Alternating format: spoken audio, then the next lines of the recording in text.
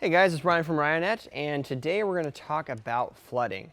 Now, flooding the screen is probably one of the most difficult things, I'd say, when screen printers come to these classes that we teach here in Washington and all over the U.S. actually. I guess it's like maybe it's a different feel or something than printing.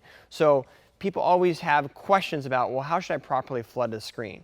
So I'll cover a couple different tips right now. Now, the reason why you want to flood the screen is you want to load the stencil up with ink. Now, you can pull flood or you can push flood. The key to flooding, I think, is really the angle of your squeegee. If your angle is too high, your squeegee skips over the ink and you don't have control of it. If it's too low, it also skips over the ink. So a nice medium angle with a soft pressure, whether you're pushing or pulling, allows you to skim over the ink and you can really control that ink.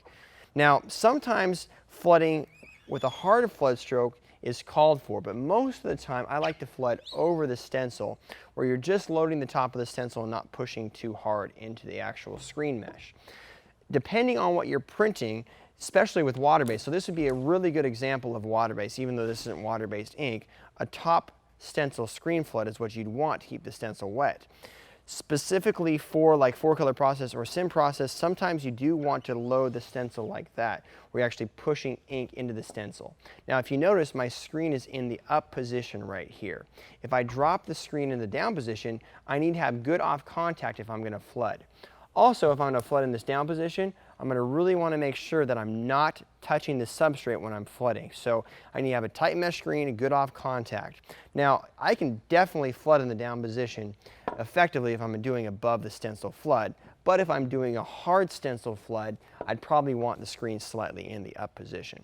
So if I were you, I'd put some ink in the bottom of your screen, not too much, because it's much easier to flood a screen that has a ton of ink in it. So put a little bit of ink in the bottom of your screen, go out and practice flooding for a while.